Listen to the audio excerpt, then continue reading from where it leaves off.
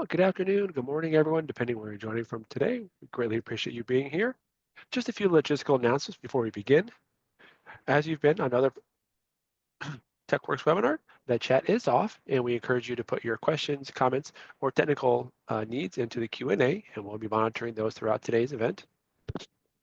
We are recording today's session, and we'll be posting this as an archive for viewing in the next few days.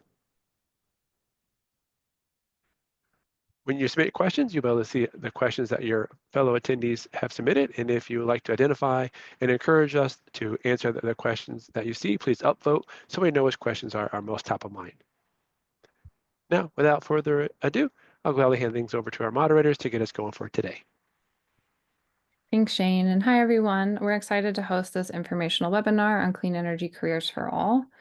This is our second webinar of the series, so some of you maybe have seen this before. For some of you, maybe this is new, but either way, we're excited that you're here. This opportunity is being funded by EERE, or the Office of Energy Efficiency and Renewable Energy at the Department of Energy. Next slide, please. So just a really quick intro. My name is Taylor Moot, and I'm part of the TechWorks Hub. TechWorks is a new innovation hub managed by RTI International in support of the Department of Energy. And our goal is to facilitate connections among federal, academic, nonprofits, and small businesses across the U.S. To hear about any new opportunities that come up or updates on CEC4A, we recommend you follow our page on LinkedIn, as well as sign up for our newsletter via the link on our website. Next slide, please. We're going to go through a couple of housekeeping items here. So as Shane said, questions will be submitted through the Q&A chat, and we will answer those towards the end of the session. Please feel free to jump in and put your questions in that Q&A chat throughout the presentation, and go ahead and upvote folks or questions that are relevant to the ones that you have, so that we know which ones are most pertinent to the audience. And we'll make sure that those get answered first. I do want to note that we will not be answering any questions about the election at this time, but we will notify you if there's any changes to this opportunity. We may not be able to get through all the questions that we get today, but we'll try to get through as many as we can. For any that we can't get through, we'll pass them over to DOE. They'll review them and we'll get those answered, and then those will get posted on our website, the TechWork website, in the FAQ section. In addition, any questions that are answered live will also be updated and put on that FAQ section of the opportunity page on that TechWorks website. And we'll continue to update that periodically, as we have been with any other questions that come in via email, things like that. Just a couple other small things. Per DOE guidance, we're not allowing any AI bots on the webinar, such as Otter AI or any other note-taking AI bots. We don't think you should need them because, one, this is being recorded, and the transcript of this will be available on our website. But just so you know, if we see them, they will get kicked out of the session. Last, as a reminder, this webinar is being recorded and it will be posted to the TechWorks website within a couple of business days, along with the slides here, as well as the transcript of this. Next slide, please. All right. So I want to introduce our lovely speakers from DOE. We have Terrence Mosley, who is the Senior Advisor for Diversity and STEM for EERE at DOE. And he is accompanied by Zachary Quirk and Alexandra Johnson from his team. I'm going to pass it over to Terrence to cover the most interesting part of the webinar, the opportunity. And yeah, please go ahead, Terrence. Okay, hey, thank you, Taylor. Much appreciated, and thanks. We want to thank everybody for tuning in.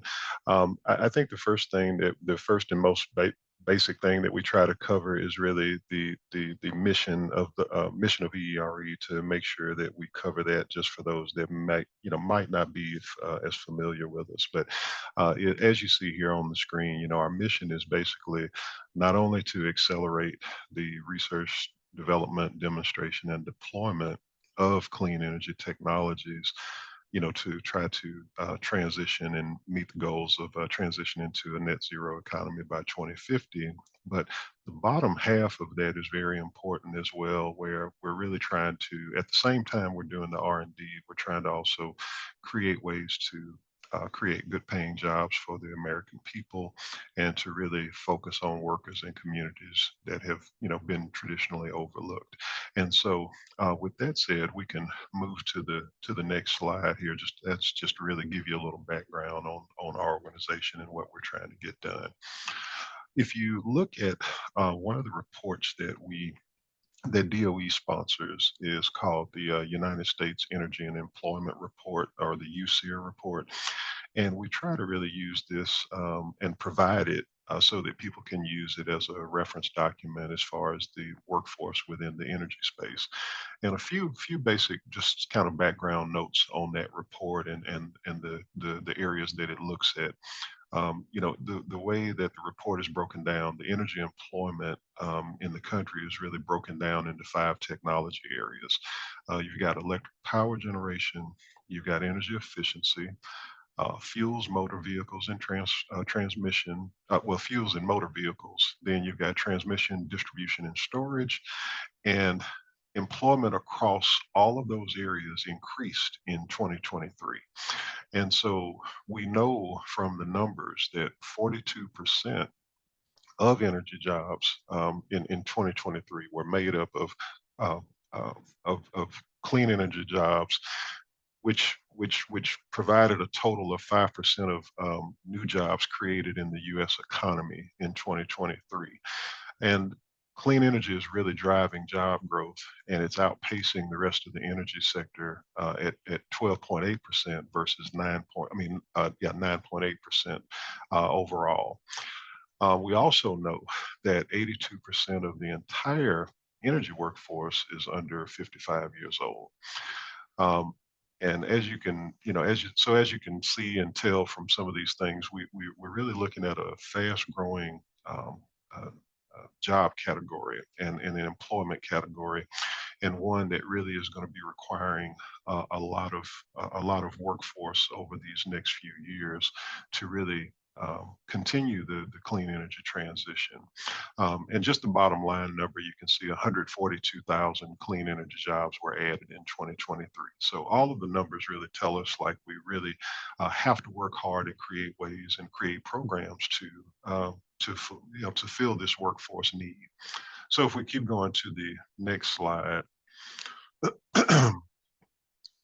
These are just some demographic breakdowns, and when you look at this and you compare the overall energy workforce average to the national workforce average, there's a couple of things that stick out when you really look at it. Is that, male and female, as far as ethnicity, there's some numbers that stick out ethnicity wise, but the basic numbers when you look at male and female is that, you're talking about a 73% energy workforce versus 53% of the national workforce, and the opposite for female, where you're looking at 26% of the energy workforce versus 47%, or closer to half of the national workforce. And then as you look at it, you can see where some of the different ethnic categories stand as far as comparisons to the national workforce.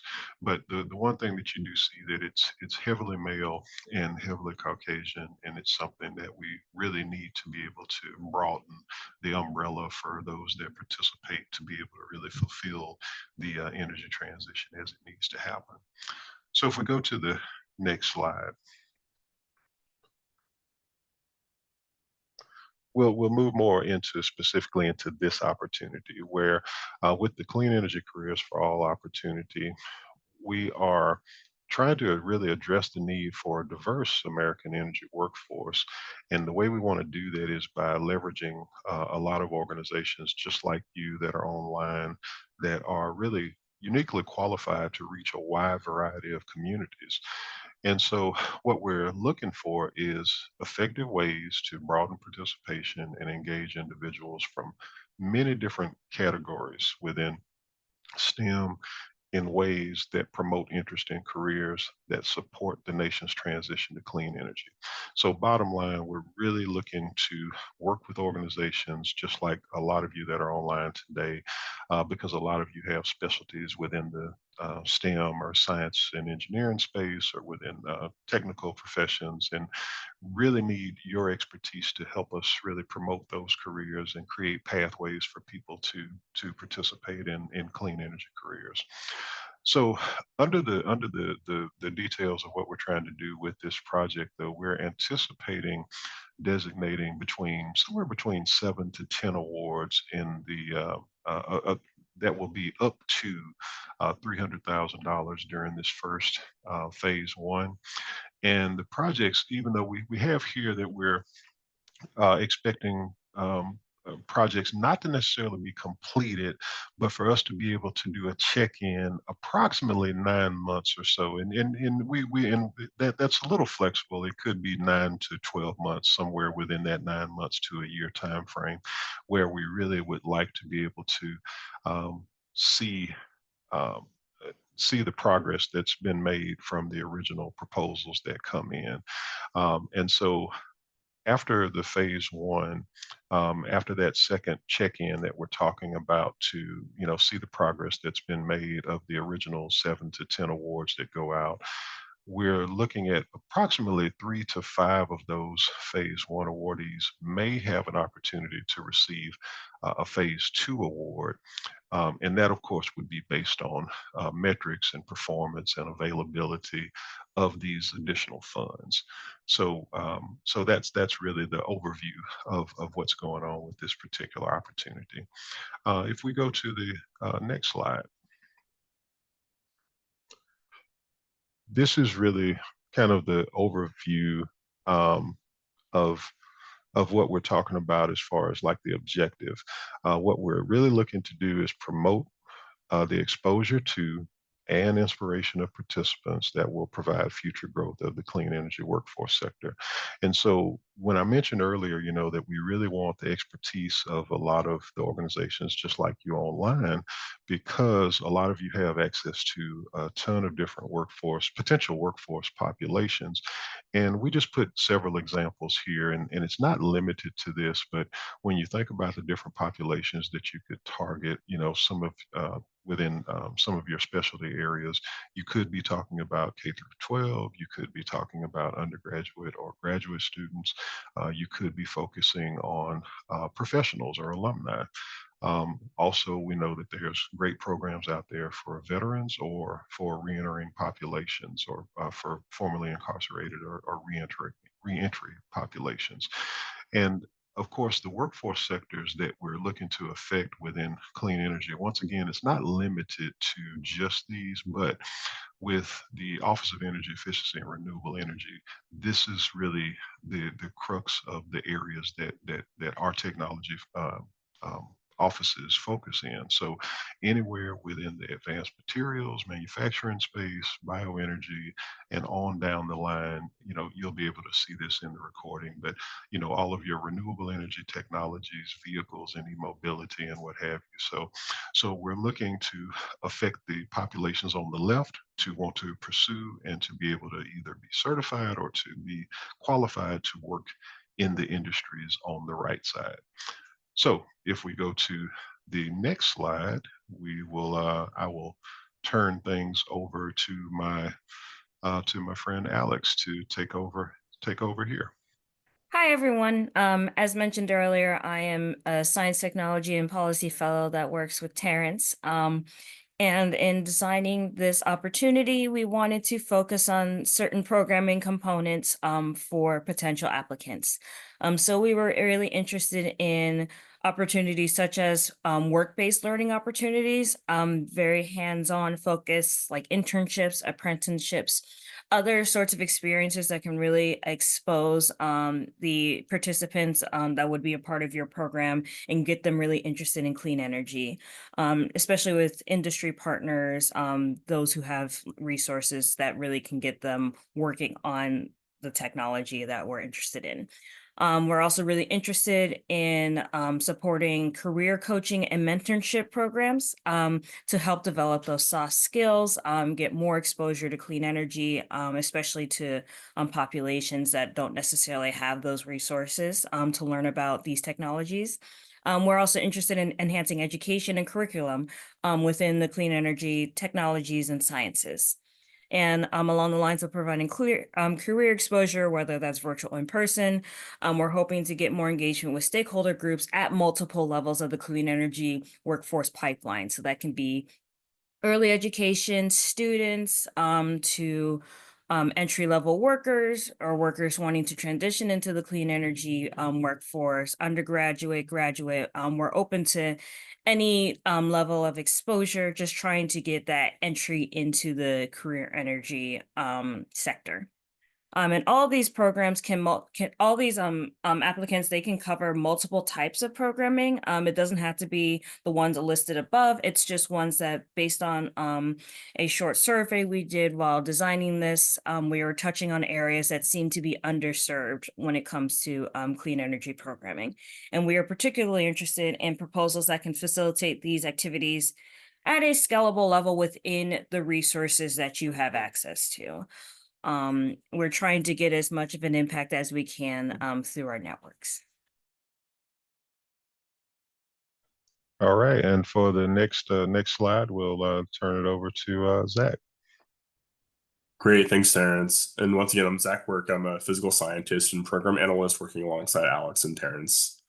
So essentially, the kind of whole aim of this opportunity is to fund different proposals from nonprofit organizations, specifically 501c3, and non-lobbying organizations, 501c6, organizations that are qualified to essentially reach and best develop strategic programs that are able to meet the need to foster a diverse American energy workforce.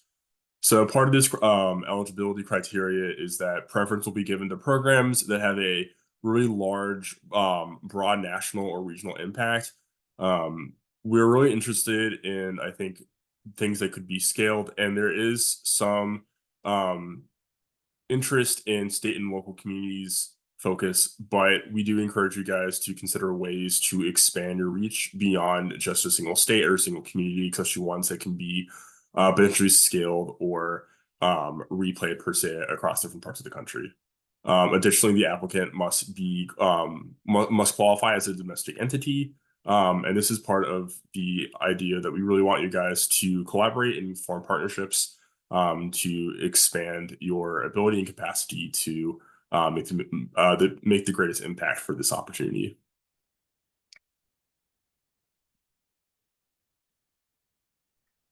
And then I think, do we have one more? I believe, yes. Yeah, Zach, we got just the last one.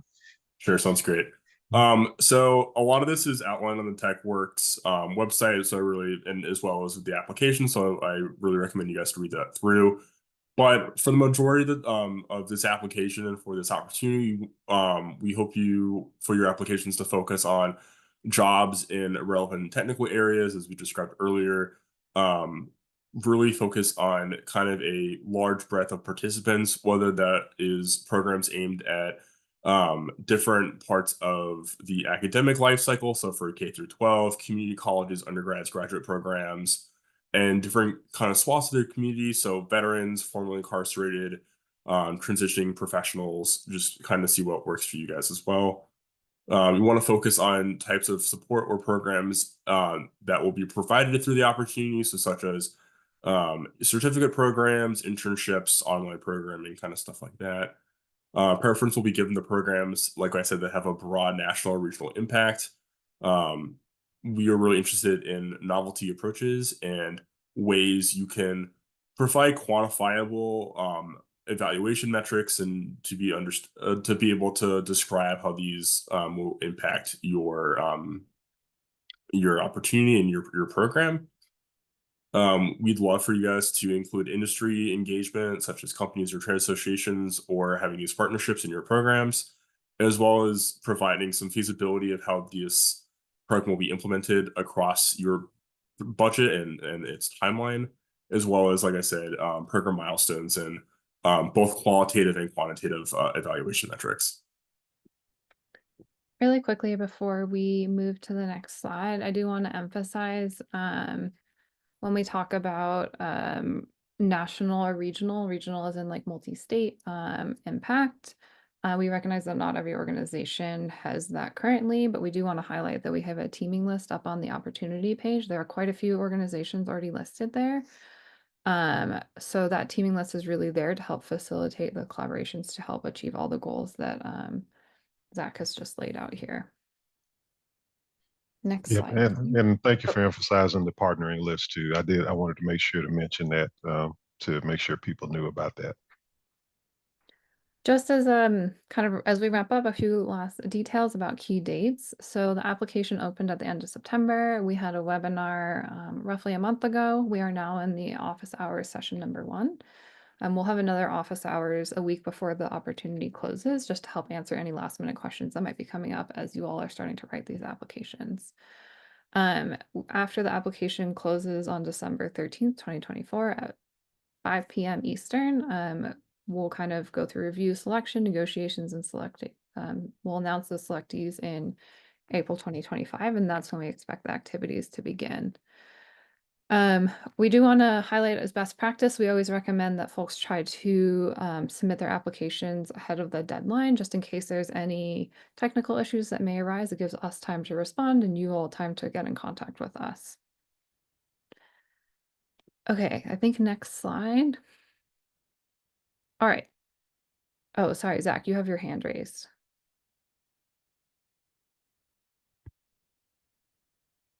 You do not Sorry, have your hand so sorry about that. No worries. It's all good. Okay. We are going to transition over to the Q&A session. I see that a lot of you have been putting questions in here, which is awesome. And please keep doing that. Please keep upvoting, all that good stuff. And then I will start reading these off to Terrence and his team. Okay, ready?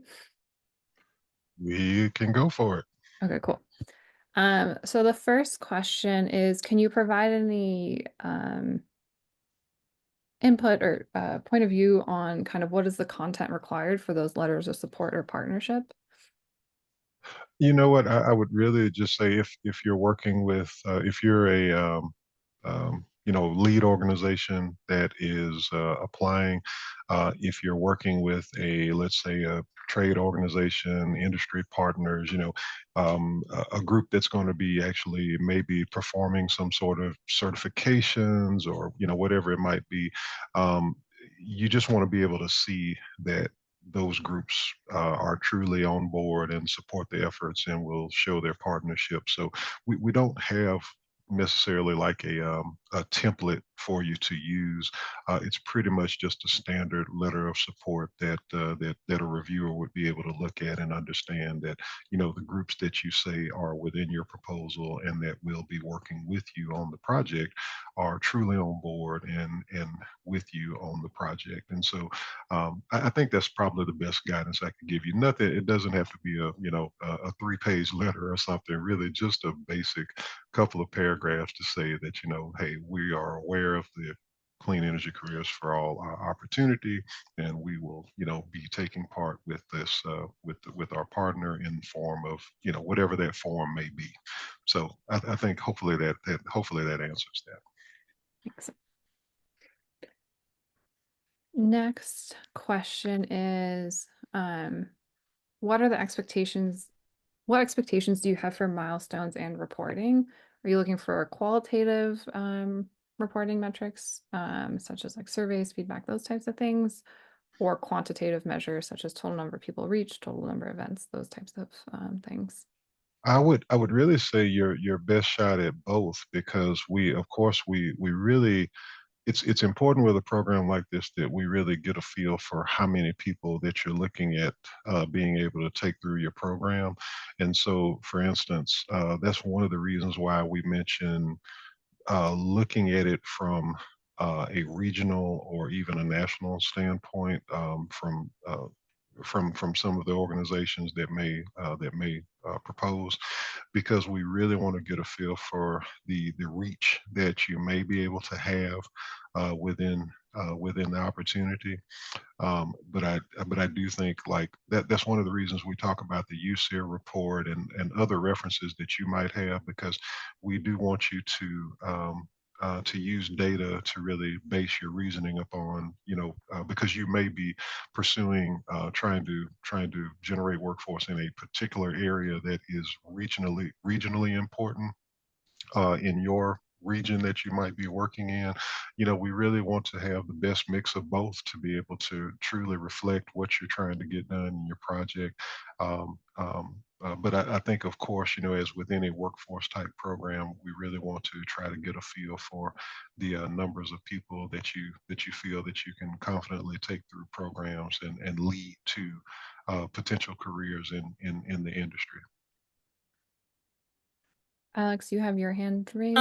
Yeah, I'll just simplify by saying, yes, while quantitative data and would be amazing to collect, I understand that this is this is our pilot phase, and I would refer back to the rubric guidelines and everything within the website provided, and just delineate what it is that you think you can collect within your proposal.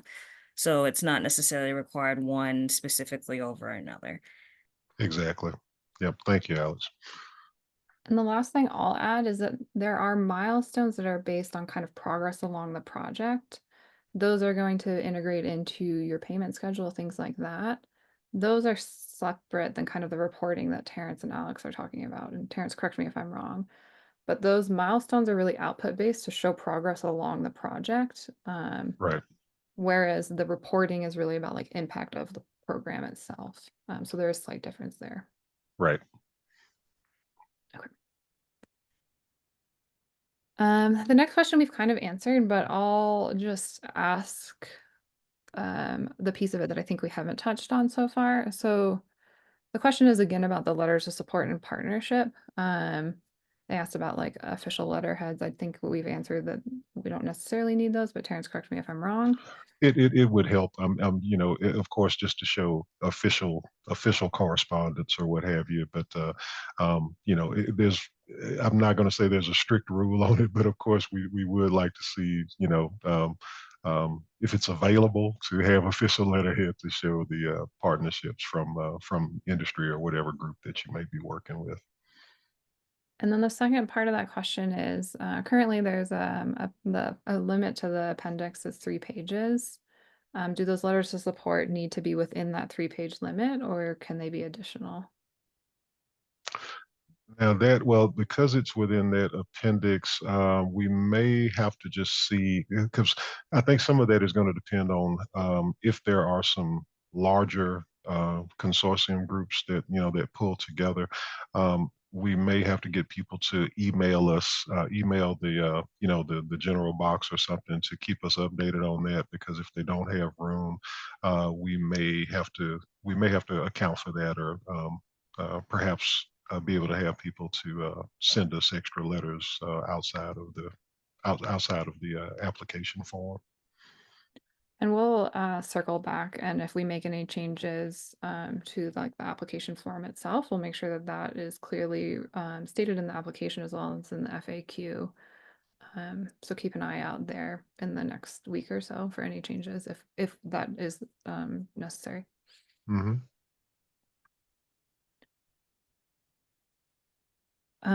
Okay. The next question is, what criteria will be used to evaluate if proposed initiatives have broad national or regional impact? Well, you know what? It's not so much that it has. That's important, and it's part of the review criteria, but it's not the only criteria. And I think we shared that, and it's on the opportunity page. If you really stick with the review criteria that's listed, I think that it'll lead you in the right direction. There's not that's one of the reasons we mentioned that it's not that there's a preference for larger versus regional, national versus regional, but but of course there's a big interest in trying to scale, being able to have projects that really scale on a larger level. Great. Okay, next question is when does the 9-month project timeline begin? This really ties into this really gets more probably into TechWorks and OTT, but that after winners are, after potential awardees are selected, there's a negotiation process that happens. And, like Taylor mentioned earlier, there's milestones and all of that would be laid out. So, of course, the start date wouldn't, it's nothing to worry about at this point because the start date would only happen after everybody has come to full agreement on what you're going to be doing and the timelines that will be set. So that's nothing to really worry about right now. We want to get across this first hurdle first, and then once we select people, then we'll be dealing with timelines. Yeah, and just to highlight our timeline that we showed on the slide previously, as well as what's on the website, is that we expect to have negotiations end roughly in April. So projects would be kicking off soon after that. Right. Yeah. But just those are tentative, just in case something runs over or runs a little long. Like I said, we would definitely cross that bridge when we get to that point. Okay, the next question is, I'm going to rephrase it a little bit, but should or could hyperlinks be included in the proposal? Well, I think because we will have, because we want to have it in formats where it's easier for reviewers to, to review. I think only where really needed, because if a person decides to print out a document to read it or what have you, of course they can't get to links there. But I think where necessary, I think that can be done. Alex, I think you have a comment there. I would go on the assumption that hyperlinks, assume that they are not going to be read. You can put them in there, but don't assume that they are the major part of your application within the limits written. That's a great way to put it. Great way to put it. And I think I work off of the assumptions of the typewriter method. As old school as possible. Some people do not like to read proposals on tablets or what have you. Some are going to want to print those out. So it's not a guarantee that links will be followed. In all cases, but we want to make sure that you have the best chance as possible. All right. The next question is, can I add short bios of the PIs and co-PIs as part of the appendix? Yes, I think that's great. That's part of what we'll be looking for anyway is, any relevant experience or, connection with the project happening. So I think that's very appropriate. The next question is multi-part and a little bit specific. So I'm going to do my best to generalize it a little bit so that it is more generically useful. And I know that we can't comment on specifics of any in particular application. So I'm going to do my best, but bear with me here. Let me think about this for a second. So I think it's just asking kind of what is the breadth of activities that 9-month program could cover. It could be anything from creating a program that doesn't currently exist to running a classroom to developing an online course. We'll start with that part. Well, yes to all of the above. Yes. That's probably the simplest way to answer it because I think a lot of it is dictated, by one of the reasons we cover how much the awards can go up to is because, you pretty much have to keep that in mind as you're putting your programs together because you could have a ton of things that you're trying to get done, but if you can't get it done for the amount that that we have available, then it's not going to do you much good. So yeah. So I would just say no. There's no preference for the type of programming. Once again, by what you see on the opportunities page, I think we've given some examples of potential programs, but you may have other creative things that you're thinking about that can help drive workforce. The other component of the question that I will not sure this is fully generalized, so feel free to take this to a more generalized perspective. would having industry partners or job shadowing or internship models make a proposal more competitive? Well, that's something, I mean, once again, we couldn't really comment on that, like whether that's any more favorable than another. I would just say that, the part of the purpose of the program, of course, is to end up with more people working in the industry. So if you're able to do that through the form of internship program, or job shadowing, or the others that you mentioned right there, I think that would be fully appropriate. All right. The next question is, should the submission that's happening in December, should that include information on both phase 1 and phase 2 tasks? Or should it just be phase 1 with that roughly 300K? Yes, $300,000 budget? I would tell you that it probably could go either way, but I think the way it's originally, written and designed, I think it's really your best shot with phase 1. Really just let us know what your idea is, how you're trying to get it done, and lay it out.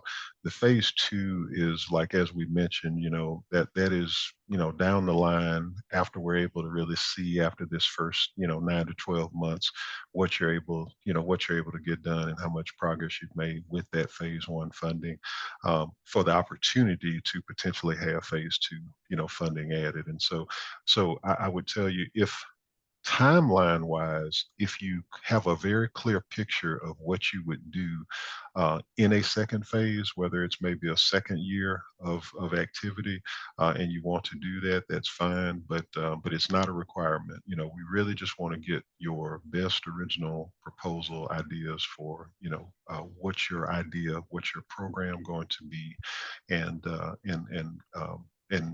have us to review that, and make a judgment call on that. Perfect. There's another handful that are coming that are mostly around budgets and kind of the milestones. So I'm going to read them off, but then I will probably answer them. And then Terrence or Rob, anyone else that wants to jump in and help clarify, feel free to. But it'll be a lot of me talking. Okay, first question is, are there any constraints on indirect costs? And the short is no. We want to see the total amount of money that it'll need, that you think it will take to reach an individual milestone, but we don't need to see exactly those line items. We really just need to understand what it costs to meet that milestone. And Rob, I will turn it over to you to clarify or correct. Yeah, so the milestones are going to be set up as firm fixed price. And so we are, so essentially, if you say it costs X to perform that, to get to that milestone, that's what will be taken into consideration. So no, we do not take a look at indirect costs, and we do not need it broken down at that level. Okay, another similar one, would you recommend applicants also include a line item budget? In addition to having a budget column in the milestone chart provided? Same answer, really, we don't need to see that line item budget. What the information that's in that milestone chart that we're asking for is what we need. And if we do need to have additional conversations, there are mechanisms for us to do that, but that is really all we need, actually. Yeah, and I think part of the reasoning too is it takes up valuable real estate in the actual proposal. Like, we want to hear more about what you'll be doing, and then of course, you have to take into account the funding to do that. But we really want to hear the proposal, and we don't want to take up a lot of your real estate with, like, budget line items anyway. Okay, that one's done. And then, yeah, just to confirm, we don't need a line item budget in the proposal. We just need that milestone template filled out that does have the total amount of money that you will be asking for, as well as those key couple of milestone, what those payments are. So not a detailed budget, but we do need some information about what you are asking for. Okay, let me triple check that I'm not missing any budget specific questions that have boiled up to the top. Okay, so the next question I think might also go to me, but Terrence, you can jump in as well. They're asking about specifics on the application, if there's any other constraints besides the 1-inch minimum margins. Can it be written in single space, those types of things? No, I think it's pretty much as provided. Yeah, so single space is totally fine. Please make it legible. We give Mhm. the font size and the font, so stay within that, but Mhm. yeah. Okay. The next, so we are getting to the point of questioning, which is good. But we're getting to the point of questions where some of these are very specific to potential proposed, um, to potential proposals. I will read them out, but I will just caveat with a lot of these we won't be able to answer, and we'll do our best to kind of give broader answers or just kind of say, look, we can't answer these. So I apologize in advance if these are not as fulfilling of a conversation as you're hoping for, but we're kind of just constrained in what we can and can't say. Okay, with that being said, I'm going to go through the questions, and Terrence, best of luck. I will leave you at that. I'll listen to you a lot. Okay, yeah, exactly. So the question is, would programs such as ones that prepare educators to deliver clean energy content be within scope? Okay, to keep it general, I would say that if that is your area of expertise and that is your way of trying to address the issue that we're trying to address, then that would be my recommendation. Um, I would tell you not to go outside of your scope of what you do. If what you do and what you're proposing fits within the opportunity as written, I think you are full well ready to submit a proposal.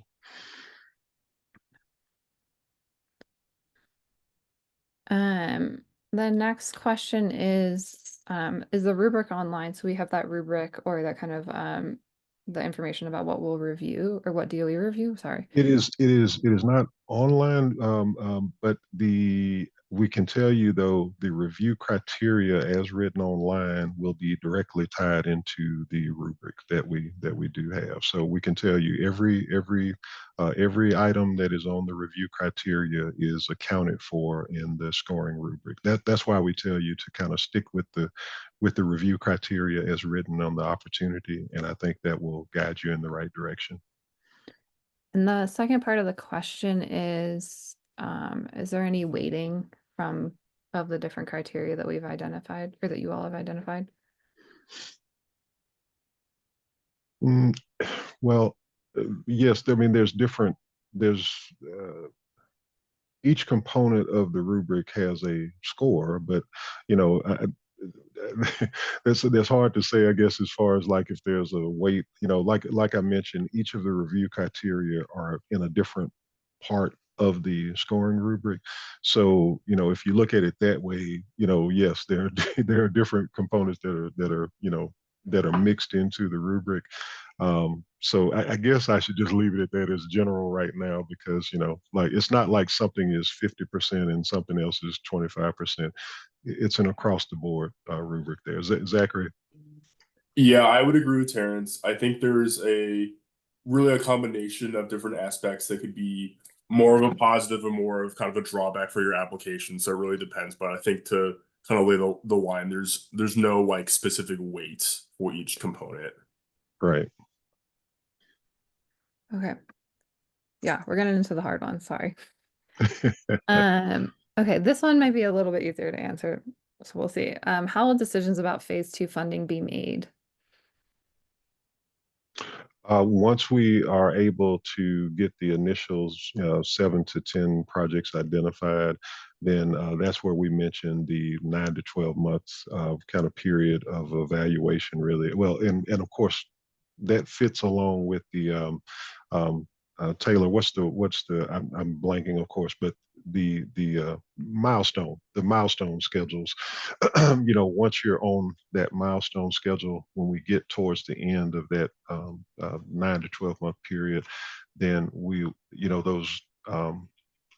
will review data from each project to see. First off, we'll make sure we have that funding solidly in place, to take care of how many projects that we could look to help continue on. But basically, it'll be another review process. We'll review where we are with each of those projects based on the milestones that have been met along the way, and we'll make a determination from that based on reviewing that data, um, who the phase 2 recipients would potentially be. And then the second part of the question is the likelihood of continued support. And I'll just note that the information provided in the opportunity notes that 7 to 10 awards are expected for phase 1, and then 3 to 5 are expected for phase 2. Right. Yep. And so, and like I said, so we fully expect to, to meet those criteria, but yeah, but it would just be a matter of seeing the progress of, through the milestones with the phase 1 projects, and then determination would be made on the phase 2. Okay, next question is, sorry, I'm trying to figure out which ones feel the most useful. Okay, easy to answer that are not as super specific. So Mhm. this one's a little bit more about this schedule. And asking, once it's awarded, are you desiring same year implementation? Are suburb programs okay? Or considering academic years in the following year? Let's see, our proposals are due in December. So yes, I think if you had activities that were happening, next summer, or I think that's why we left it open, because it doesn't necessarily have to run around school schedules or anything. It could be other programming that you have that's online or that's, in person, whatever it might be. The timing of it is really up to you. But I mean, if you were selected as an awardee, of course, as Taylor mentioned, you would work um, to put the paperwork in place to, give you the milestone calendar, and just knowing that, okay, well, if we start in April or May or whatever it is, you have maybe an activity that you're committing to do next summer. So, that's part of your milestones. It might be something you're looking at doing during the fall. That's part of your milestone, meeting your milestones. And so I think that's probably the best way that I could try to answer that, though, is that it's incorporated in that. It's baked into your milestones that you would be reaching. Yep. I think that's great. Okay, next question again is a pretty specific about ideas for programs. So I'll try to generalize it the best I can. Terrence, we know that you can't answer everything, so do what you can with this one. Okay. I think the core of the question is, as folks are imagining what program and initiatives they might be able to put together, Mm-hmm. is national reach and impacting a lot of people preferable versus preferable is a little strong, preferable versus one that's more aligned to specifically workforce development training? Okay, let's see. The best way I think I could answer this is to tell you that, and then this is what I would tell anybody. Um, if local or regional yields you better quality as to the programming that you can offer, then I would tell you to do what works best for your organizations and your partners. Don't try to have a national reach if you don't have a national partner, or if you are, trying to do that and you feel that the quality of your programming, would suffer. So I don't know, Taylor, is that a simple enough way? These are hard questions. So I think as Yes. much as we can kind of help provide our point of view is great. And obviously there's only so much that GOE can say. So I think this Right. is good. I'll ask another question kind of in that same vein of a little bit specific to potential proposals that might be coming in. So again, we may not be able to answer these in full. But is the intent of the program to develop a framework for workforce training opportunities, or should it also include like pilot implementations? Could be either or. Okay. Once again, based on your specialty, kind of what you're really prepared to offer, um, um, you know, because that's why we mentioned like potential examples, but not all of the above, because while you may, you know, put, you may want to start uh, in practice programs where you're actually, you know, really, whether it's some sort of certifications or whatever it might be, that's fine. But if your organization is more geared towards setting a framework that can be, you know, implemented with other partners or something in actual practice, then that may be the route you want to go. It's really about what you want to bring to the table. So, you know, there's not a preferred method. You know, it's really what can you do to generate the what we're looking for in future workforce. Great. Next question is, again, I'll do my best to generalize it as much as I can. This person said that their organization is planning to submit a similar project to a different DOE funding opportunity. Mm-hmm. Would there be any conflict of interest or concern about submitting a similar project to this opportunity? Well, I think it's on the backside.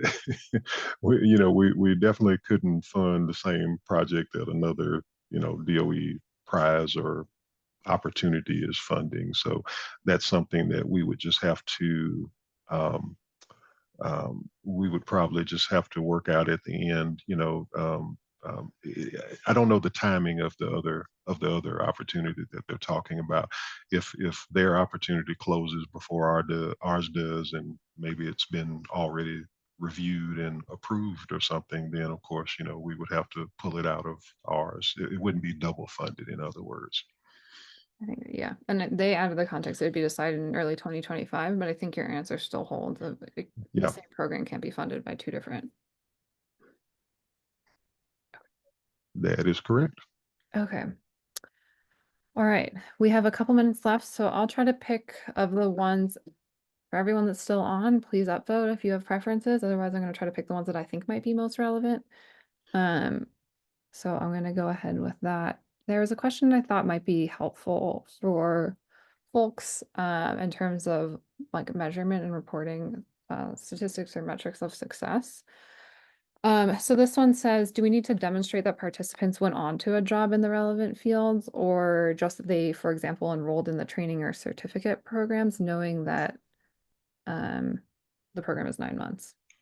It's actually a great question. You know, we talk about this all the time as far as like, you know, because we know it's a challenge with these kinds of programs as far as tracking participants, or it can be a challenge.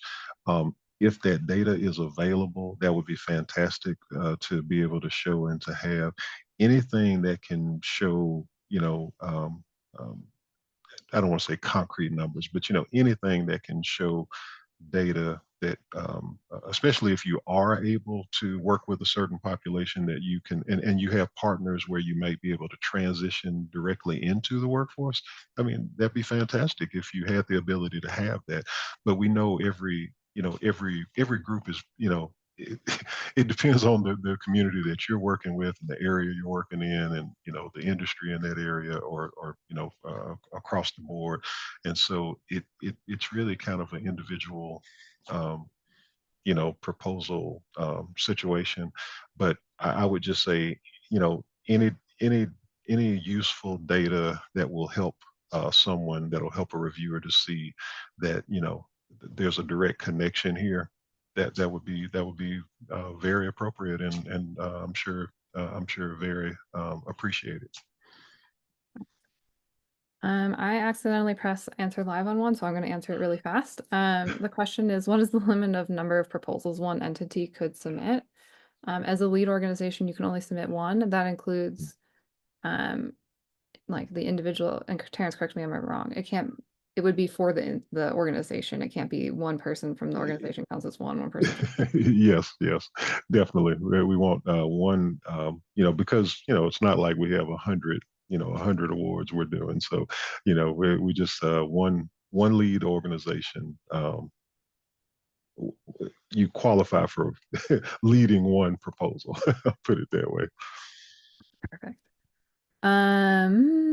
the next question, and I think this is one we might have to go back and just triple check. Can the lead organization be fiscally sponsored?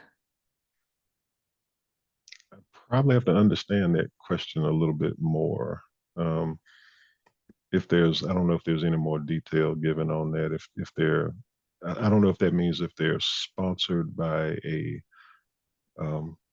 corporate entity or something, or I'm not quite sure.